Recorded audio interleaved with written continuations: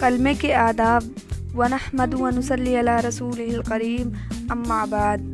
میں علم دین کی ادنا سی طالبہ ہوں۔ میری اہمیت تو نہیں کہ میں آپ حضرات کے سامنے کچھ کہوں، لیکن میں اپنی بہنوں کے اصرار پر حکم کی تعمیل کے لیے حاضر ہوں۔ اگر بیان کے درمیان مجھ سے کوئی غلطی ہو جائے تو اسے معاف فرمائیں گی، اور جو دین کی باتیں میں آپ تک پہنچاؤں گی، اگر آپ اس کو سچے دل اور پورے اخلاص سے اپنی زندگی میں اتار لیں گی تو آپ کی طرح ہم بھی ثواب میں شریک ہو جائیں گے۔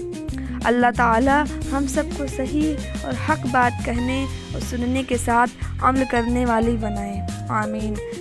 ہم بندوں پر اللہ تعالیٰ کے بے حد انعامات احسانات ہیں، اگر ہم ان کو گننا چاہیں تو ہرگز نہیں گن سکتے۔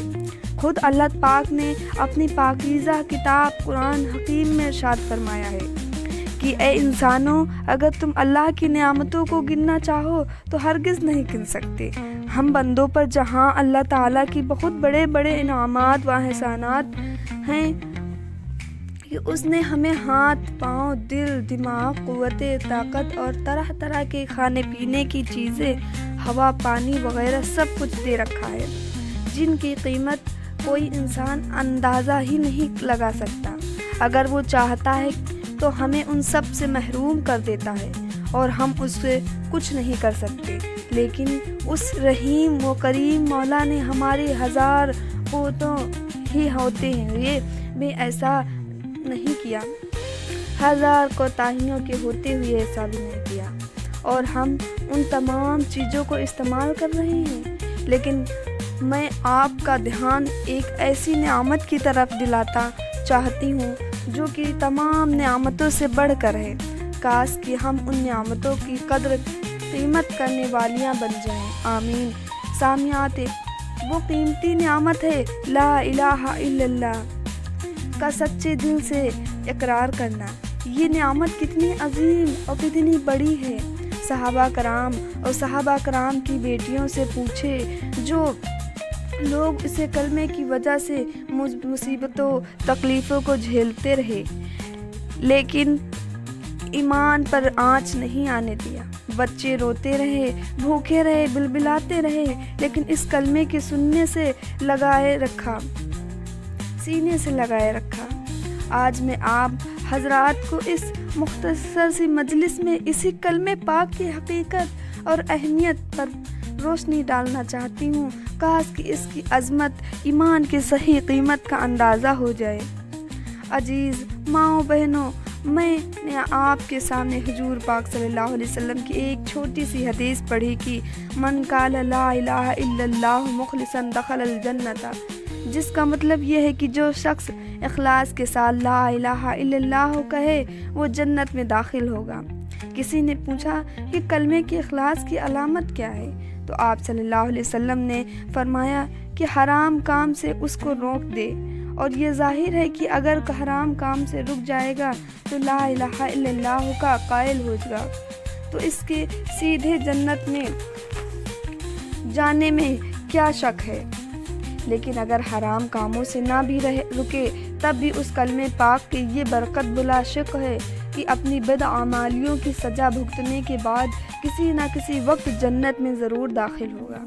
ایک دوسری حدیث میں آپ صلی اللہ علیہ وسلم نے فرمایا کہ حق تعالیٰ سانو قیامت کے دن میری امت سے کیا شخص کو منتخب فرما دینا کے سامنے بلائیں گے اور اس کے سامنے 99 دفتر اعمال کے کھولیں گے۔ ہر دفتر اتنا بڑا ہوگا کہ منتہا نظر یعنی جہاں تک نگاہ جا سکتی وہاں تک بھی پھیلا ہوگا۔ اس کے بعد اس سے سوال کیا جائے گا ان کاموں کے اعمالوں میں سے جو کسی چیز کا انکار کرتا ہے، کیا میری ان فرشتوں نے جو اعمال لکھنے پر متعین تھے تجھ پر کچھ ظلم کیا ہے کہ کوئی گناہ بغیر کیے ہوئے لکھ لیا ہو یا کرنے سے زیادہ لکھ لیا ہو؟ عرض کریں گے نہ، انکار ہی کی گنجائش ہے، نہ فرشتوں نے کچھ ظلم ہی کیا۔ پھر ارشاد ہوگا کہ تم پاس ان بدعمالیوں کا کوئی عذر ہے وہ عرض کریں گے کہ کوئی بھی عذر نہیں ہے۔ ارشاد ہوگا کہ اچھا تیری ایک نیکی میرے پاس ہے، آج تجھ پر کچھ ظلم نہیں ہوگا۔ پھر ایک عذر پر رہ نکالا جائے گا جس پر اشہد ان لا الہ الا اللہ و اشہد ان محمد رسول اللہ عبدہ و رسولہ لکھا ہوگا۔ ارشاد ہوگا جا اس کو تلوا لے۔ عرض کریں گا اتنے دفتروں کے مقابلے میں یہ پروزہ کیا کام دے گا؟ ارشاد ہوگا تجھ پر ظلم نہیں ہوگا۔ پھر ان سب دفتروں کو ایک پلڑے میں رکھ دیا جائے گا اور دوسری جانب وہ پلجا ہوگا، دفتروں والا پلجا دے والے پلجے سے ہلکا ہو جائے گا۔ قابل احترام ماؤں بہنوں، ذرا اس کلمے کی اہمیت کا اندازہ کیجیے۔ بس بات یہ ہے کہ اللہ تعالیٰ کے نام سے بڑھ کر کوئی چیز وجینی نہیں، اس لیے ضروری ہے کہ آدمی کسی مسلمان کو بھی حقیر نہ سمجھے اور اپنے کو اس سے افضل نہ سمجھے۔ کیا معلوم ہے کہ اس کا کون سلا عمل ہے اللہ کے یہاں مقبول ہو جائے جو اس کا نجات کے لیے کافی ہے، اور اپنا حال معلوم نہیں کہ کوئی عمل قابل قبول ہوگا یا نہیں۔